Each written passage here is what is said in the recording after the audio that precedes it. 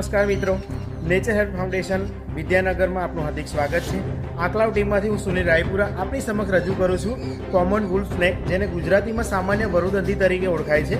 આ સાપ દેખાવમાં ખૂબ જ સુંદર ચીકણી કલર અને ઉપર આછા પીળાશ પડતા પટ્ટા હોય છે અને ગળા આગળ કોલર પટ્ટા જેવો એનું નિશાન હોય છે, જે એની ઓળખ છે। અને સામાન્ય 2.5 ફૂટ સુધીની લંબાઈમાં જોવા મળતું બિનઝેરી સાપ છે, પણ એક ઝેરી સાપ જેને આપણે કાળોતરા તરીકે ઓળખીએ છીએ, ઇંગ્લિશમાં કોમન ક્રેટ કહેવાય છે।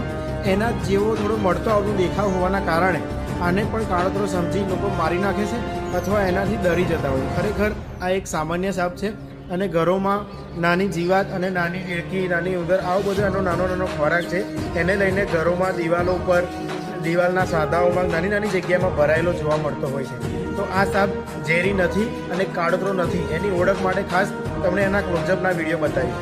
Thank you.